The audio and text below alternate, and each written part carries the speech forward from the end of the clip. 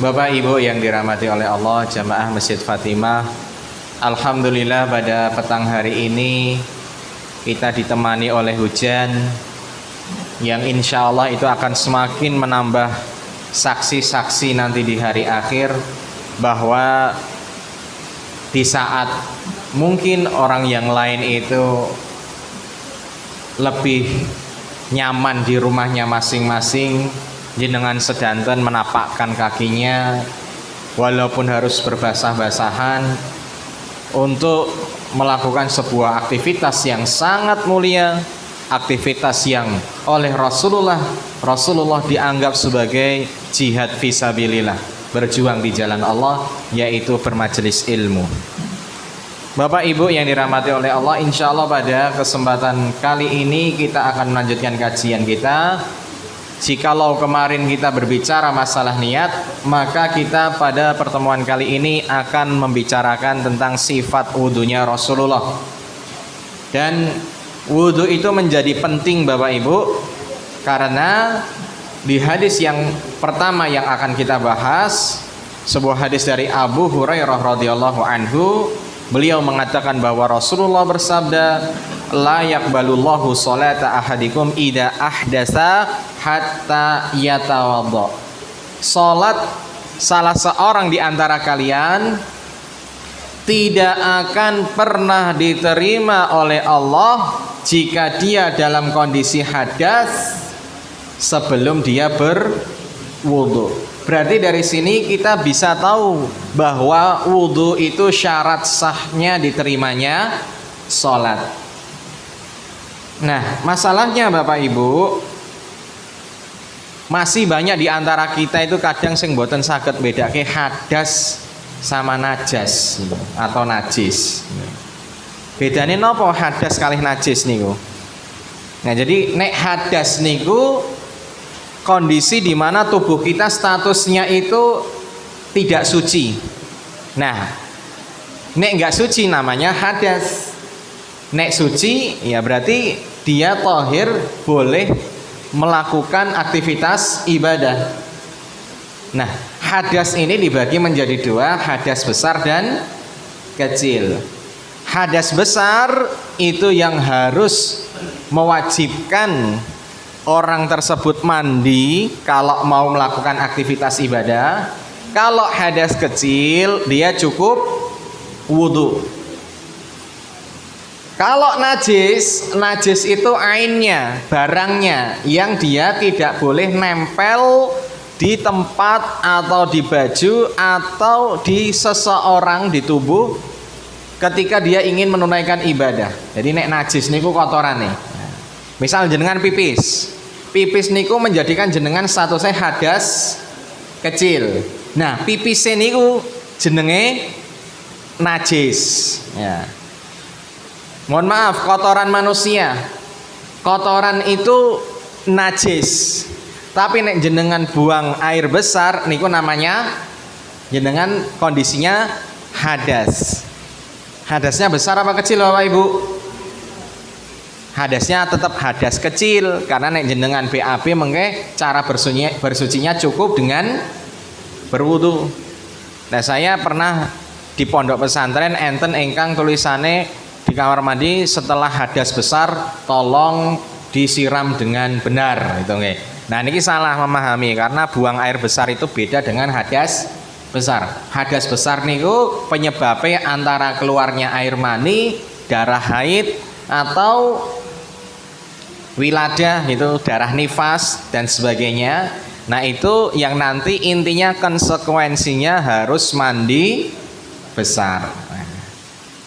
Kemudian Bapak Ibu yang dirahmati oleh Allah, Rasulullah SAW di hadis yang kedua mengatakan dari Ibunda Aisyah, wailun lil aqabi minan nar, sungguh celaka orang yang tumitnya itu nanti akan dibakar dengan api neraka. Ini saya tidak akan jemu untuk mengingatkan Bapak Ibu, tugas kita terhadap kaki di dalam ritual wudhu itu mencuci. Jadi faksilu, dia itu masuk ke kategori dicuci. Nek Syiah niku menganggap kaki itu kewajibannya di wamsahu, di nopo, diusap. Maka orang Syiah kalau wudu kakinya diusap kayak kepala.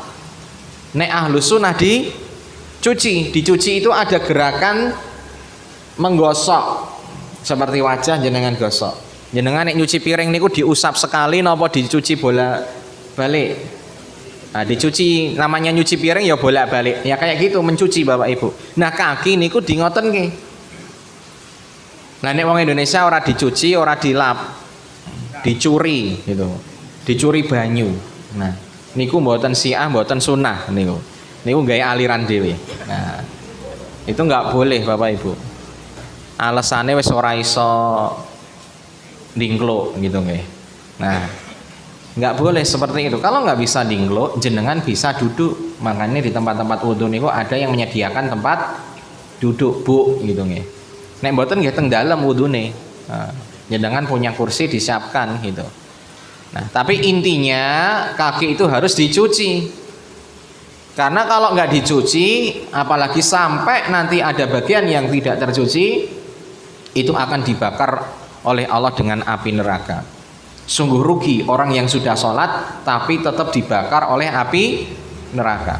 Kenapa Rasulullah mengatakan hal seperti ini Bapak Ibu?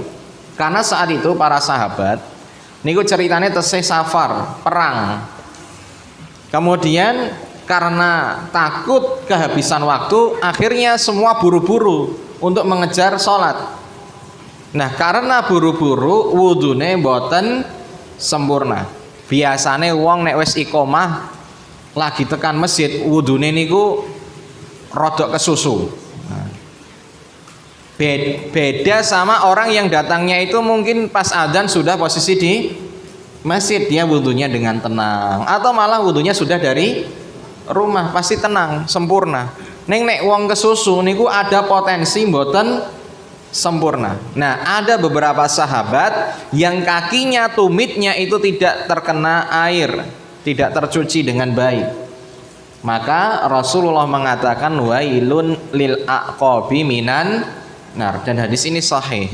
Jadi Rasulullah mengancam sungguh celaka orang-orang yang dia tidak mencuci ujung kakinya, ujung belakang kakinya. Nek bahasane kita niku napa?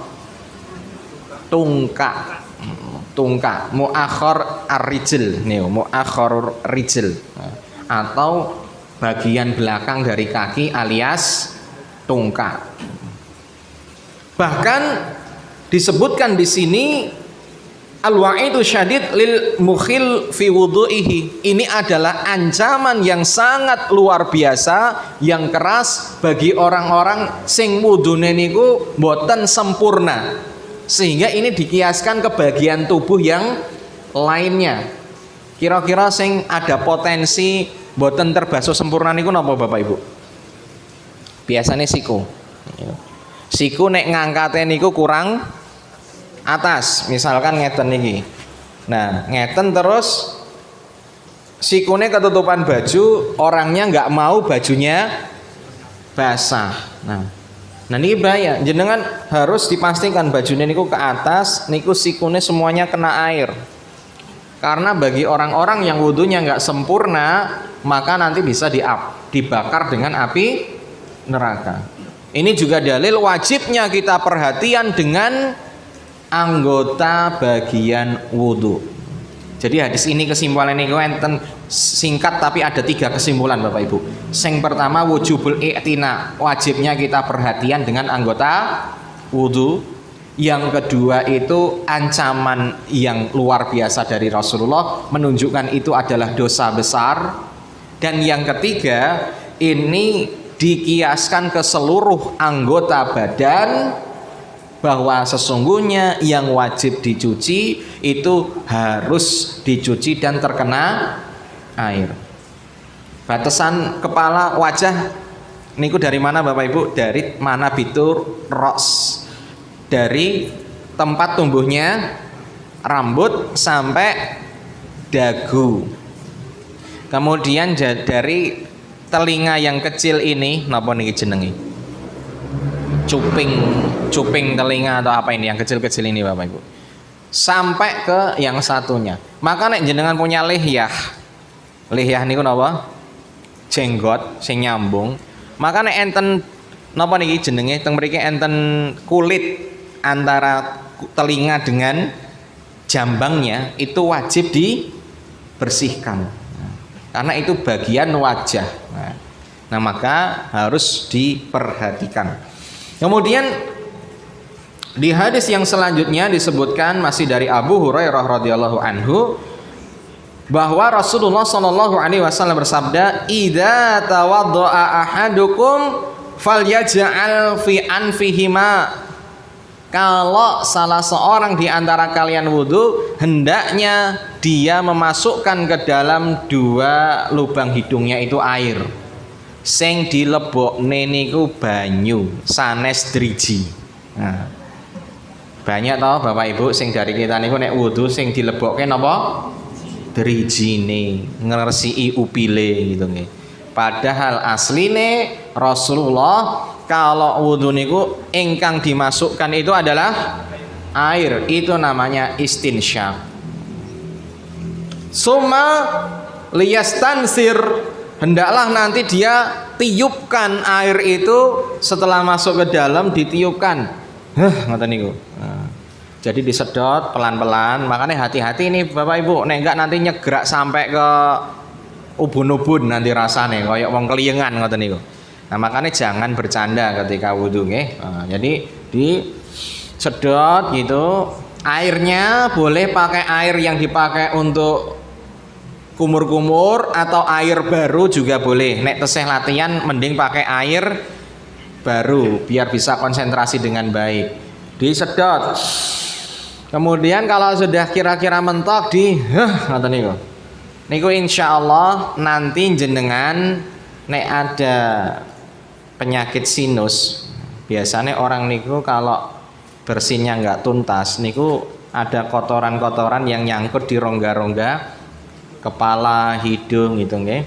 Nah, itu bisa sembuh Bapak Ibu. Karena saya sendiri dulu kena sinus, alhamdulillah setelah telateni istinsyak dan istinsar itu saya sudah lama sekali nggak sinus.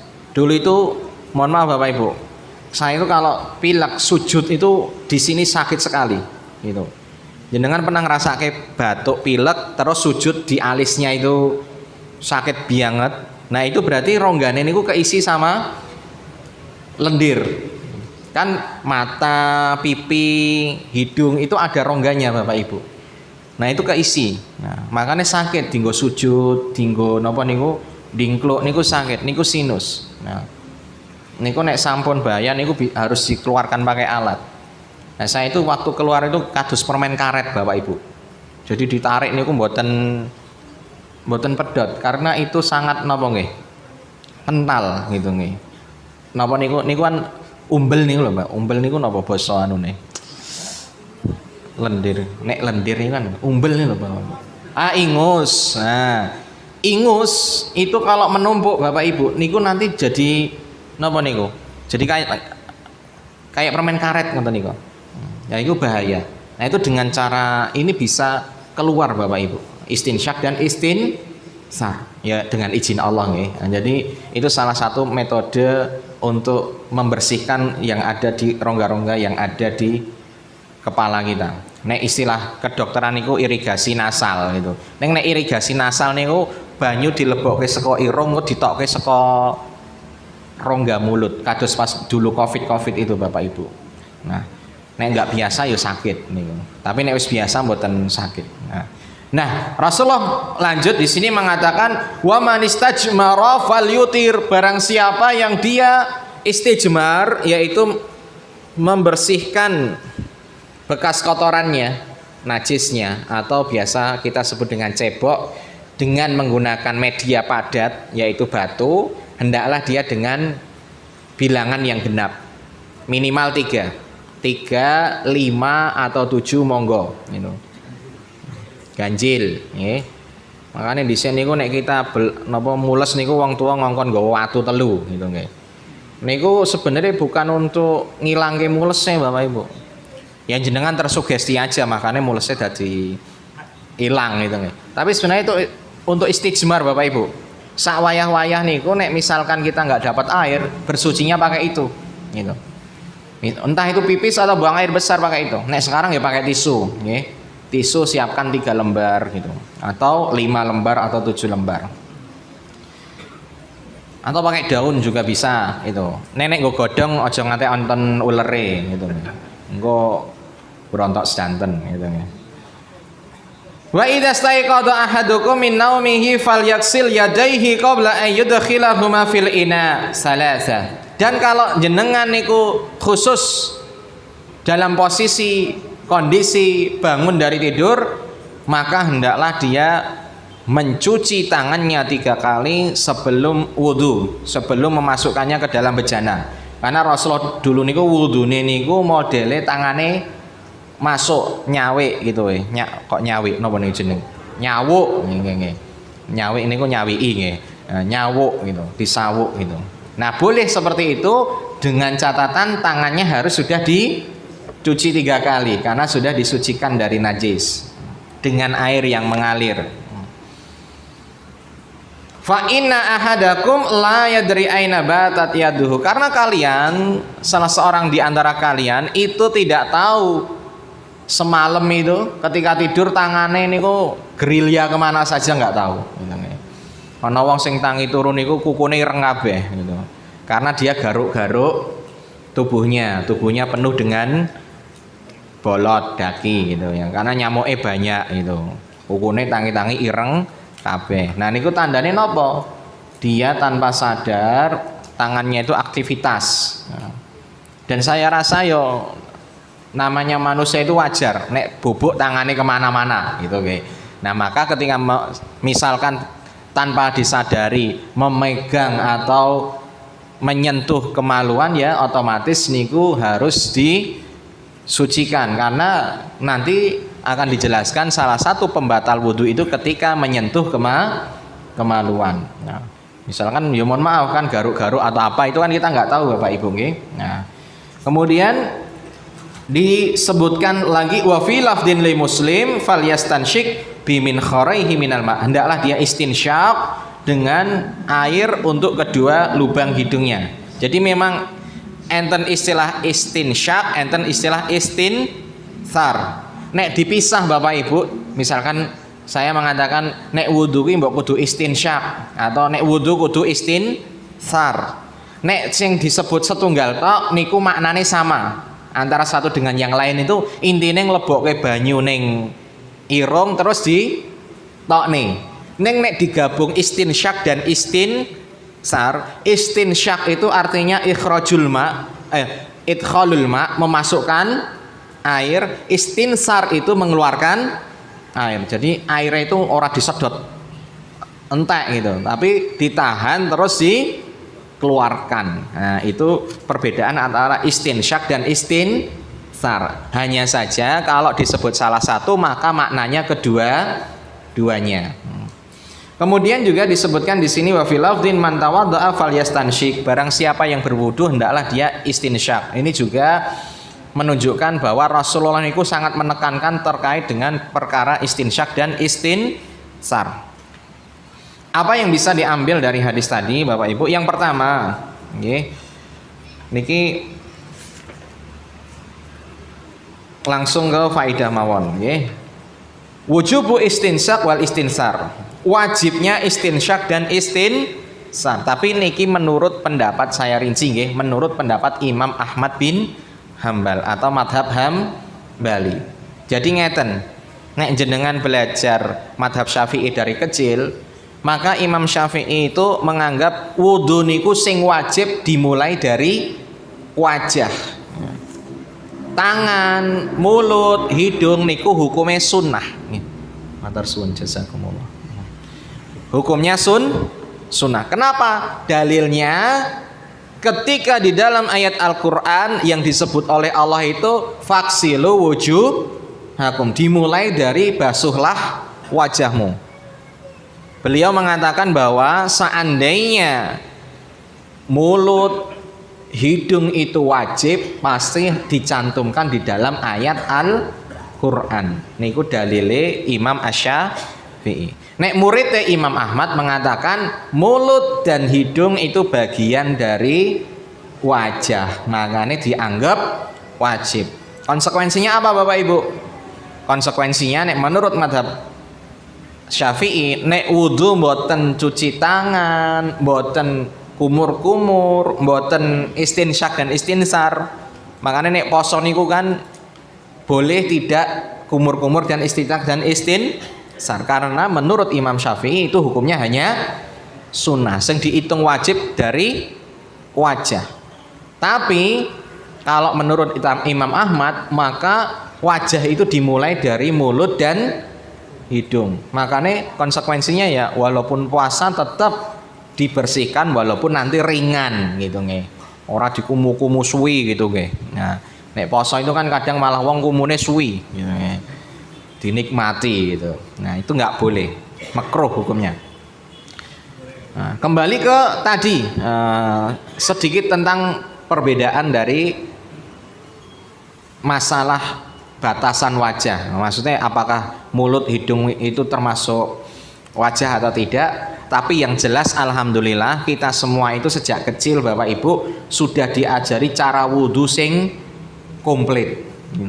Walaupun orang Indonesia nggak mudeng di sing sunah, di sing wajib. Neng kita niku mesti wong Indonesia nek wudhu dimulai dari cuci tangan dulu mesti. Nah, cuci tangan, kemudian kumur-kumur, kemudian membersihkan hidung, kemudian wajah, kemudian kedua tangan, kemudian kepala, rambut, kemudian kaki, dan itu semua adalah tata cara wudhu yang komplit dan sempurna.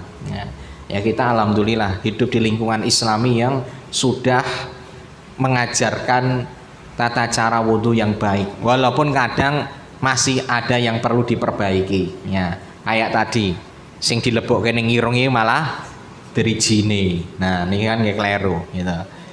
Nah, Rasulullah niku nggak pernah napa nglebokke tangane teng napa niku lubang hidung. Ya sing dimasukkan nggih air nggih.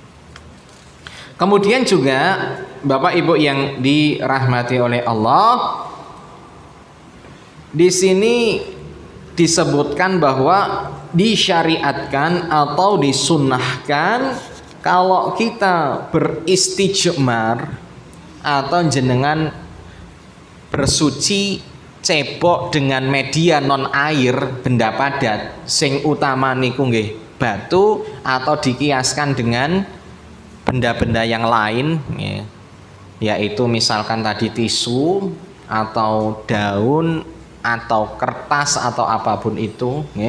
Nah maka disunnahkan mengganjilkannya minimal jumlahnya berapa? 3. Nek kurang dari 3 nggak boleh Bapak Ibu, karena itu nanti kurang bersih. Kemudian selanjutnya juga disunnahkan untuk mencuci tangan bagi orang yang dia itu posisinya baru bangun dari tidur. Khususnya Bapak Ibu, kalau jenengan cara wudune niku dengan cara menciduk air. Menciduk air otomatis yang pertama niku harus dipastikan tangannya sudah suci dari najis. Nah maka jenengan setelah itu baru boleh menciduknya. Mungkin ada pertanyaan, nek nyiduki ngono kuwi apa ora engko dadine toyone mustakmal gitu nggih. Nah, airnya sudah dipakai untuk wudu. Sing namanya air mustakmal bekas wudu niku sing jatuh ini Bapak Ibu, sing sudah kita pakai. Nek sing masih di bejana atau ciduk atau ember cat misalkan, jenengan kan kadang nggo ember cat ngoten niku nggih. Nggak tahu nek di desa-desa niku pakai ember cat biasanya Bapak Ibu, sing 5 kiloan niku. Kadang dicublek ngagem napa niku bolongan cilik ditutup ngagem napa sendal gitu, napa godhong napa niku kates napa batange napa-napa niku. Nah, saya masih beberapa kali mendapati seperti itu. Nah niku nek misale nek dibolongi kan berarti aire mengalir niku aman insyaallah. Tapi nek misal dereng dibolongi gitu, otomatis jenengan kan nyiduk niku. Nah niku nek nyiduk niku sing penting sing pertama kali yaitu telapak tangan itu dibasuh dengan air yang mengalir. Ojo langsung dilebokne gitu nggih. Nah. Kemudian selanjutnya juga an-nahyu an idkhalil ina qabla ghasliha wa hiya illa litahrim awil karohah gitu. Ini sama. Jadi larangan memasukkan tangan ke media wudhu kita sebelum dicuci. Hukumnya bisa haram, bisa makruh. Tergantung ulamanya karena di sini memang ada perbedaan ulama. Ada yang mengatakan haram hukumnya memasukkan tangan yang masih belum dicuci, masih ada potensi ketempelan najis ke dalam air yang suci karena itu bisa mencemari kesucian air tersebut. Ada yang mengatakan itu hanya makruh. Ya. Kemudian selanjutnya Bapak Ibu yang dirahmati oleh Allah, masih dari Abu Hurairah, Rasulullah mengatakan bahwa la yabulanna ahadukum fil ma'i adaim alladzi la yajri summa yaktasil minhu. Janganlah kalian itu kencing di air yang menggenang, kemudian mandi dengan air tersebut.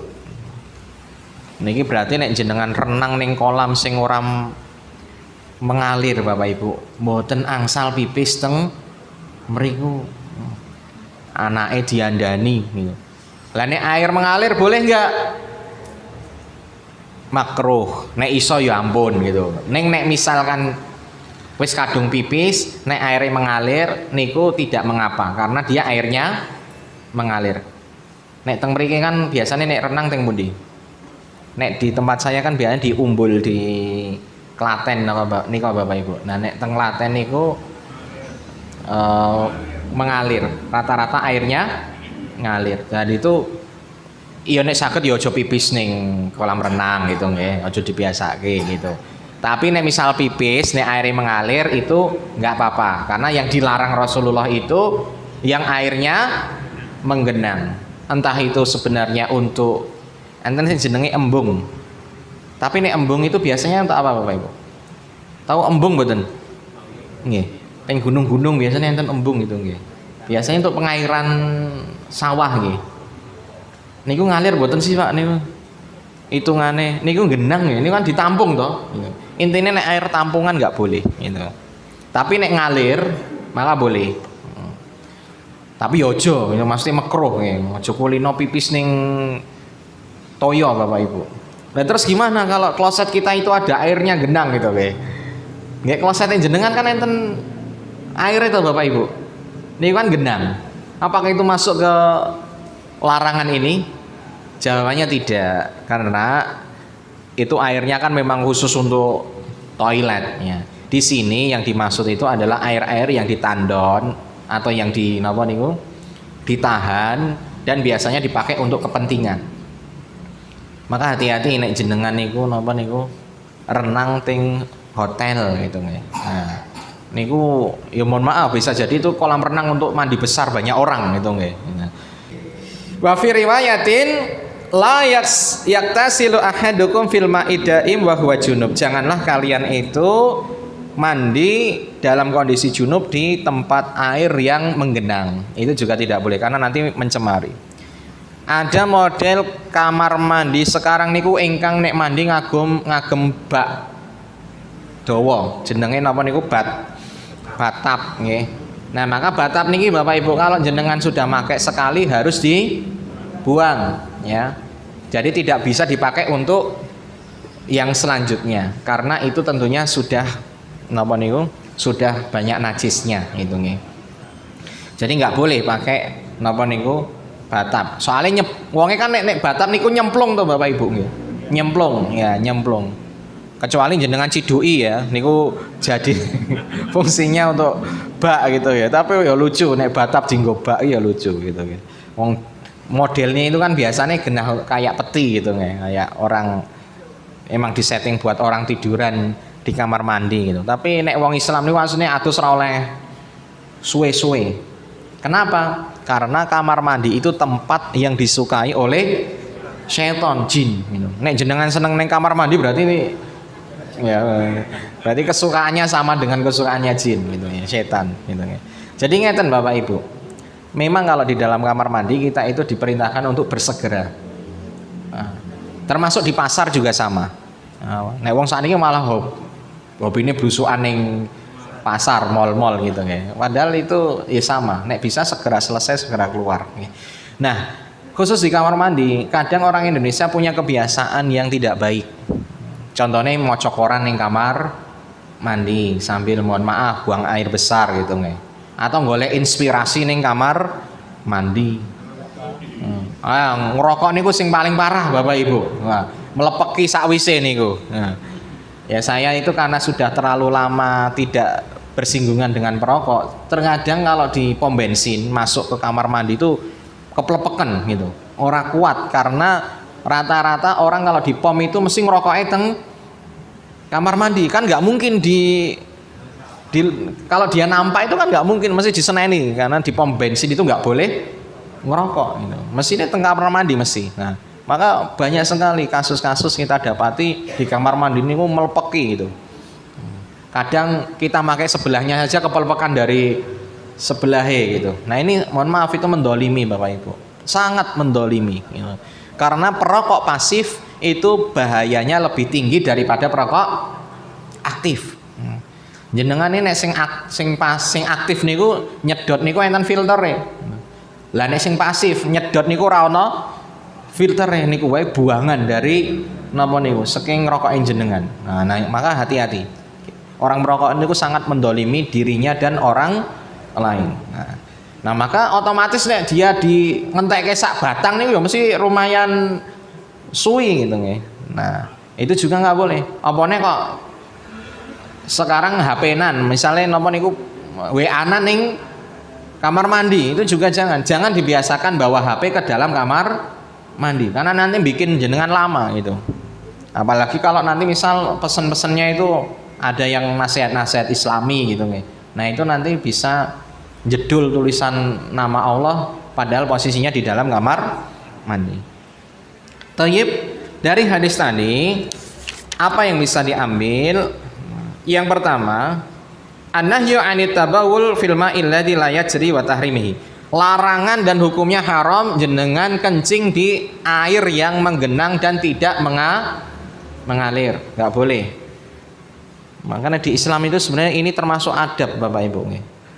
Karena kita nggak tahu bisa jadi air yang jenengan kencingin itu dipakai orang lain untuk nyuci baju atau bahkan untuk nyuci beras dan sebagainya. Saya itu pernah naik gunung. Naik gunung itu kan namanya mata air terbatas Bapak Ibu. Di gunung niku toyo angel gitu nih. Di mata air kok qadarullah di tempat yang biasa kita ambil air ada orang yang berak di situ gitu. Ya itu akhirnya bikin semua orang jadi jijik dan nggak bisa menggunakan air tersebut. Nah ini kan sangat apa namanya? Sangat tidak beradab gitu nih. Sangat tidak beradab dan sangat merugikan orang lain. Makanya jangan heran kalau engkau balik-balik kesurupan apa-apa gitu. Karena setannya anyel gitu nih. Nek menungso ya pinginnya nonjok gitu nek ngerti gitu nih. Tapi saya yakin orang-orang kayak gitu mesti tidak punya ilmu Islam. Dalam artian orang yang tidak punya adab itu mesti belum belajar Islam pasti. Nah, kemudian Bapak Ibu yang dirahmati oleh Allah, yang kedua, an-nahyu 'anil iktisal fil ma'idaim bi inghimasi fihi. Kalau jenengan itu napa niku ada blumbang atau napa niku nek teng Wonogiri niku enten tadah-tadah hujan niku lho Bapak Ibu. Buk-buk yang dibikin kotak-kotak untuk nandon air. Nah, maka kalau modelnya air itu seperti itu tidak boleh jenengan mandi besar dengan cara nyemplung gitu. Jadi harus diciduk agar tidak mencemari air yang tersisa nanti. Jadi larangan mandi besar dengan cara nyemplung di tempat seperti itu. Kecuali nek jenengan niku teng kali, monggo. Nah, di kali. Kemudian juga niki bukti bahwa Islam itu tidak mengajarkan bangun toilet di atas aliran air. Kayaknya nek di sini sudah mungkin jarang Bapak Ibu nggih bangun selokan apa? WC umum di atas aliran air. Kan hanya sing maklung-maklung ngoten niku lho Bapak Ibu. Nah itu dalam Islam nggak boleh Bapak Ibu. Apa nek kok blumbang dikai lele, dikai napa niku tongkrongan gitu nggih. Nah, itu dalam Islam sangat-sangat tidak dianjurkan, nggak boleh gitu. Apalagi lelenya dipanen dipangan. Waduh. Niku mohon maaf Bapak Ibu, itu namanya hewan jalalah gitu. Boleh jenengan maem neng di karantina dulu. Ya paling enggak sepekan lah atau 40 hari nek pingin yakin gitu nggih. Gen ora mambu gitu nggih. Panganane getehe niku gen ganti. Tapi ya selama karantina aja dipangani telek gitu nggih. Ya padha wae nggih gitu. Selama karantina harus dimaemi makanan yang baik. Palet atau apa gitu nggih. Nah, termasuk kandang pitik nggih Bapak Ibu nggih. Mau saya bukan dilarang jenengan itu bangun kandang pitik ning ngisore dikai lele. Ning nek ajeng maem niku di karantina terlebih dahulu. Tapi kayaknya sekarang sudah enggak kayak gitu nggih. Maksudnya kayaknya untuk dikonsumsi atau untuk dijual orang nggak berani model seperti itu karena seorang sekarang kan sudah pada pinter gitu nggih. Jadi mesti milihnya yang bagus ternaknya. Kemudian selanjutnya juga jawazu dzalika fil ma'ijari wal ahsan ijtinabuhu. Kalau airnya mengalir boleh, tapi tetap dihindari nek saged. Kalau bisa dihindari. Kemudian annahyu an kulli syai'in min sya'nihi al-ada wal i'tida. Di sini juga dalil bahwa larangan kita menimpakan mudarat kepada orang lain. Tidak boleh kita menimpakan keburukan kepada orang lain, merugikan orang lain. Karena ngeten Bapak Ibu, nek misalkan jenengan pipis teng dhuwur, niku sing rugi sing ngisor gitu. Orang ngerti nek mesusi beras niku ternyata enten kandungan pipis jenengan gitu. Walaupun tentunya nggih niku sampun terurai dengan air yang banyak, tapi tetap niku mboten bagus gitu nggih. Dan yang terakhir bahwa niki di sini ada juga ditarik kaidah la doror wala diror ya. Ini tambahan dari saya. Ada kaidah yang sesuai dengan hadis ini yaitu la doror wala diror. Tidak boleh kita mencelakakan orang lain, menimpakan mudarat kepada orang lain atau membalas kemudorotan dengan mudarat yang lebih besar gitu. Membalas kedoliman dengan kedoliman itu nggak boleh. Sampun pas nggih. Thayyib, alhamdulillah mungkin bisa kita lanjutkan di pertemuan depan dan insyaallah masih di sifat wudunya Rasul karena ini tadi masih yang dibahas adalah air wudunya dan beberapa larangan dari wudu. Mungkin ini saja Bapak Ibu dari saya, semoga bermanfaat, semoga bisa diamalkan. Nggih minimal saniki mengke wudune tungkae dikosoki nggih, ampun dicuri banyu gitu. Kemudian juga kalau misalkan kita itu di kolam renang yang airnya tidak mengalir, yo jangan pipis sembarangan ya. Nek mengalir hukumnya makruh gitu. Nah, dan kalau misalkan airnya tidak mengalir dan itu tahu kalau dikonsumsi oleh orang, maka juga tidak boleh mengotorinya nggih. Aja dikai kembang-kembang napa-napa gitu nggih. Kadang niku wong ritual-ritual nggih mata air dikai kembang-kembang ngoten niku kan dadi ra penak diombe ngoten niku Bapak Ibu nggih. Ya mungkin ini saja dari saya, semoga bermanfaat. Aku luqa li hadza astaghfirullah li wa lakum. Kita tutup dengan hamdalah dan doa kafaratul majelis. Alhamdulillahirabbil alamin. Subhanakallahumma bihamdika asyhadu an la ilaha illa anta astaghfiruka wa atubu ilaik. Wassalamualaikum warahmatullahi wabarakatuh.